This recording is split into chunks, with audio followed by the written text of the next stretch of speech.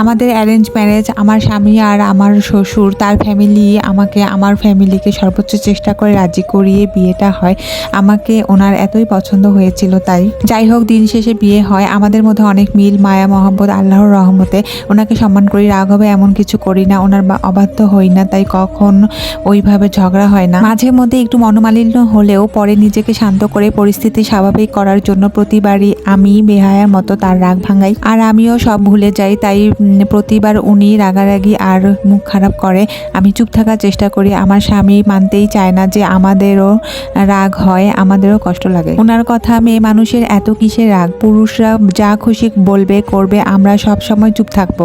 3 দিন আগের ঘটনা, খুবই সামান্য একটা বিষয়ে উনি রাগ হয়ে আমাকে অনেক গালিগালাজ করেছে, তাই আমি আর চুপ থাকতে পেলাম না, আমি কিছু বলে দিয়েছি। আমি বললাম, আমার খারাপ লাগে না, আমাকে যা তা বলতেছো, এখন নিজের বলায় খারাপ লাগে? বলতেছে চুপ, তর্ক করবি তো চেয়ার ফিকে মারবো, এসব আর কি, অনেক খারাপ কথা বলতেছে। তাই আমি বললাম, বউয়ের গায়ে হাত তুলতে পুরুষত্ব দেখাইতে চাইতেছো? বউয়ের গায়ে হাত তুললে যারা তারা কাপুরুষ। এইটা বলতে না বলতে আমার গায়ে চেয়ার ছুঁড়ে মারে। আমি ব্যথায় কান্না করি। এরপর ওর দিকে ফিরেও তাকায়নি, উল্টা গালাগালি করে বের হয়ে গেছে। প্রতিবারের মতো এইবারও কয়েক ঘন্টা পর আমি তার সাথে স্বাভাবিক আচরণ করার চেষ্টা করলাম। একবারও জিজ্ঞেস করলো না রাগের মাথায় তোমাকে আঘাত করছি, কি অবস্থা বা বেশি ব্যথা পাইছো কি না। পরের দিন সকালে আমি দেখালাম, দেখো কালকে চেয়ার ছুঁড়ে মারছো, কিভাবে ব্যথা পাইছি। তখন উনি বলে ওঠে, ঠিকই আছে, দরকার আছে শিক্ষা দেয়া, তর্ক করলে আরো বেশি কিছু হবে। বললাম, কেমন পুরুষ, সামান্য একটা বিষয় এভাবে মারলা? কখনো তোমার অবাধ্য হয়েছি? বেশি ভালো হয়ে চলি বলে এমন করতে পারলাম? কেমন স্বামী তুমি, সামান্য আমার ভুল মেনে নিতে পারো না? কখনো আমাকে ছাড় দাও না, সব পারফেক্ট চাও তুমি। আমার বয়সে এত বড়, কোথায় আমাকে বুঝে নিবা? উল্টা বিয়ের পর থেকে এখন পর্যন্ত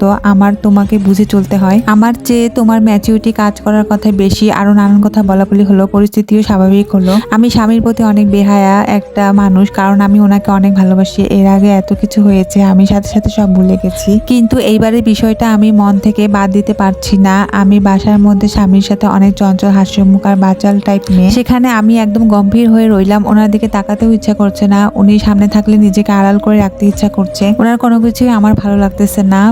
আমাকে এত আদর ভালোবাসায় রাখছে যে তার এমন আচরণে আমি ট্রমাটিক হয়ে গেছি। সারাদিন এসব ভেবে ভেবে কান্না পায়। আসলে কারো জীবনে যদি এইরকম ঘটনার প্রতিনিয়ত ঘটতে থাকে, তাহলে সেই মানুষটা একদম নিশ্চুপ হয়ে যায়, বোবা হয়ে যায়। তখন সে কোনো কিছুই তার কাছে ভালো লাগে না, কি করবে বুঝে উঠতে পারে না, কোনো কাজ করতে পারে না সে নিজের মন মতো, তাই সে একদম ট্রমাটিক হয়ে যায়।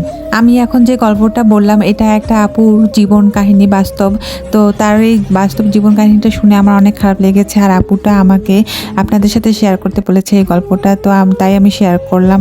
আমার তো শুনে অনেক খারাপ লেগেছে, আর আপনাদের কীরকম লেগেছে অবশ্যই কমেন্টস করে জানাবেন। আর এইসব জীবন থেকে বেরিয়ে আসতে কী কী ভালো পরামর্শ আসছে অবশ্যই জানাবেন। সবাই ভালো থাকবেন, আল্লাহ হাফেজ।